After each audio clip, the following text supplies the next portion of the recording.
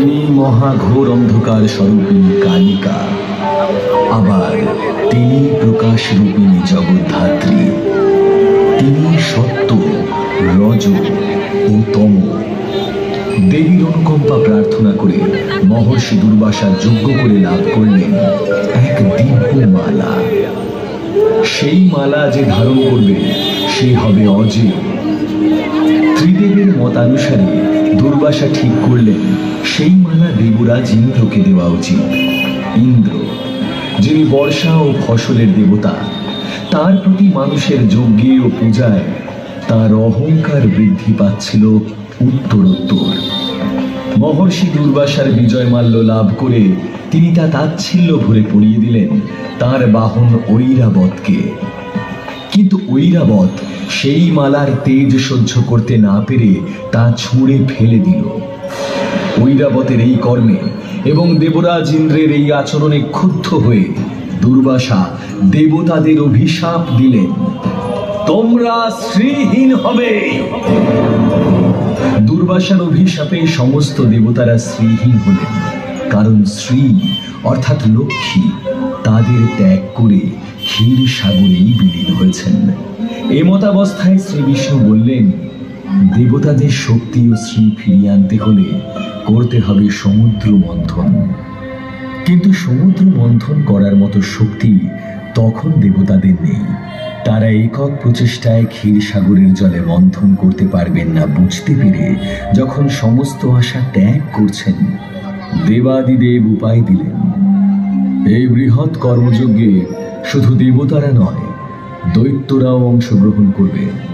তাদের ছাড়া এই কাজ সম্ভব নয়। দেবতাদের অনুরোধে মন্দার পর্বত মন্থন দণ্ড হতে রাজি হলেন। কিন্তু সমস্যা দেখা দিল মন্থন রজ্জু নিয়ে। দেবতা এবং অসুরদের মিলিত আকর্ষণ বিকর্ষণের শক্তি সহ্য করতে পারবে এমন রজ্জু কোথায়? নাগরাজ বাসুকীকে অনুরোধ করা হলো রজ্জু হতে, এবং মহাদেবের আশীর্বাদে তিনি হলেন মন্থন রজ্জু। অতঃপর শুরু হলো বিরাট সাগর মন্থন। ভগবান বিষ্ণু হলেন মন্থনের নির্দেশদাতা। সুর ও অসুরদের সমস্ত শক্তি দিয়ে বিরাট সাগরের জলে উৎপন্ন হলো বিশাল ঘূর্ণন। আর সেই ঘূর্ণনে তৈরি হলো আরেক সমস্যা। মন্দার পর্বত ধীরে ধীরে ডুবে যেতে লাগলেন সমুদ্রের গর্ভে, এবং তাতে মন্থন ধীর হতে লাগলো। অতঃপর ভগবান শ্রীহরি ধারণ করলেন তার দ্বিতীয় অবতার, কুর্মাবতার। এক বিরাট কচ্ছপের আকার ধারণ করে তিনি মন্দার পর্বতকে তার পৃষ্ঠে স্থান দিলেন, এবং মন্থন পুনরায় শুরু হলো। আর তারপরই সমুদ্র থেকে উঠে আসতে লাগলো এক একটি করে দুর্লভ বস্তু।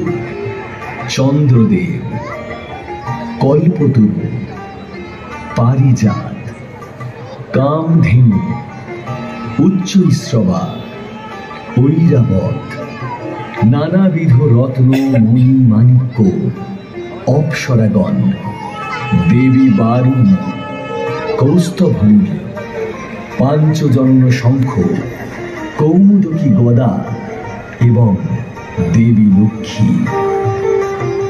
এইসবে উৎসাহিত হয়ে আবার চলল সমুদ্র মন্থন। তবে এইবার এক গভীর সংকট সৃষ্টি হলো অতিরিক্ত তেজে মন্থনের কারণে। নাগরাজ বাসুকীর শরীর থেকে নির্গত হওয়া বিষ সৃষ্টি করল কালান্তক গরল হলাহলে, যার প্রভাবে সমস্ত সৃষ্টি, দেবতা এবং অসুররা ধীরে ধীরে স্থিরিত হয়ে পড়েন। সৃষ্টিকে ধ্বংস হওয়ার আশঙ্কা থেকে মুক্ত করতে ব্রহ্মা দেবাদিদেব মহাদেবকে অনুরোধ করলেন, এবং ভোলা মহেশ্বর তার অনুরোধে পান করলেন ভয়ঙ্কর কালকূট বিষ, যার ফলে তার কণ্ঠ হয়ে গেল নীলবর্ণ এবং তার নাম হল নীলকণ্ঠ। বিষের প্রভাব মুক্ত হয়ে পুনরায় মন্থন করার পর অবশেষে সমুদ্রের বুক থেকে উঠে এলেন ধন্বন্তরী। এবং সঙ্গে উঠল পরম বস্তু অমৃত, যা পান করলে অমরত্ব লাভ করবে যে কেউ। কিন্তু অমৃতের ভাগ পেতে দেবাসুরদের মধ্যে শুরু হলো প্রবল সংগ্রাম।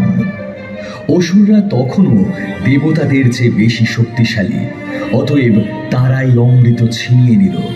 তাদের রাজা বলি বললেন, অমৃতের ভাগ আমরা দেবতাদেরকে দেব না। অনন্য পায় দেবতাদের বাঁচাতে তখন মোহিনী অবতার ধারণ করলেন স্বয়ং নারায়ণ, এবং তার রূপে ও মোহমায়ার বশে অসুররাজ রাজি হলেন অমৃতের ভাগ দেবতাদের দিতে। কিন্তু মোহিনী রূপী নারায়ণ নৃত্যগীতে আচ্ছন্ন অসুরদের পান করাতে লাগলেন বারুণী মত্ত, এবং দেবতাদের দিলেন অমৃত। কিন্তু সরভানু নামের এক বুদ্ধিমান অসুর এই ছলনার আভাস পেল। সে দেবতাদের রূপ ধারণ করে অমৃত লাভের আশায় স্থান নিল দেবতাদের মধ্যে।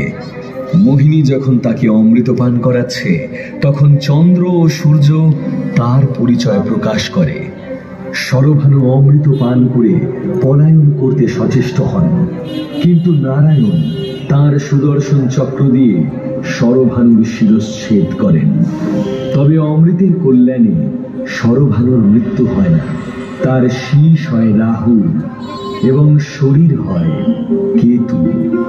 কিন্তু এই ছলনার প্রত্যুত্তরে অসুররা আবারও দেবতাদের বিরুদ্ধে শুরু করে চিরন্তন যুদ্ধ। সে যুদ্ধ আলো আর অন্ধকারের, সে যুদ্ধ মায়া ও মুক্তির, সে যুদ্ধ মহামায়ার লীলা।